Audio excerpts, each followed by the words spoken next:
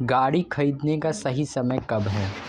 आपके पास जब पैसा हो तभी खरीदिए। कोई किसी का बात बिल्कुल सोचने का नहीं। बिल्कुल भी सोचने का नहीं। जब तुम्हारे जेब में माल हो तब आपको गाड़ी खरीदना चाहिए। अगर आपको मर्सिडीज़ खरीदना है 1 करोड़ का, अगर आपके अकाउंट में 3 करोड़ रुपए 3 बार उसे खरीद सकते हैं फुल पेमेंट के साथ, तो आपको खरीद लेना चाहिए। अगर 2 या 3 बार खरीद सकते हैं, आप बिल्कुल जाकर खरीद लीजिए। अगर आपके पास इतना पैसा है, अगर इतना पैसा नहीं है तो भी मान लीजिए आपको ईएमआई पर खरीदना है। मान लीजिए आपकी सैलरी एग्जाम्पल के लिए 1 लाख रुपए है।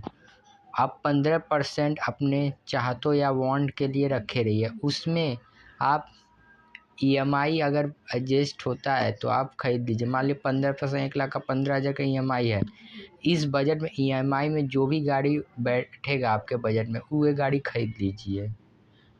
नहीं तो मत खरीदिए। मान लीजिए आपका सैलरी 10 लाख है तो आप 1.5 लाख का मर्सिडीज तो खरीद ही सकते हैं। उसका ईएमआई तो आसानी से दे सकते हैं। तो अगर आपका सैलरी कम है तो अपने एक्टिव इनकम, अपने सैलरी, अपने जो सैलरी मिलता है मंथ, उसे बढ़ाइए, स्किल करिए। नहीं तो इससे नहीं हो सकता है तो दूसरा रूल अपनाइए गाड़ी खरीदने का। वो ये है कि जब आप गाड़ी खरीद सकते हैं तो बाइक खरीदिए।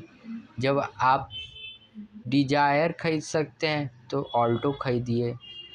जब आप फॉर्च्यूनर खरीद सकते हैं तब आप नेक्सॉन खरीदिए, सफारी खरीदिए।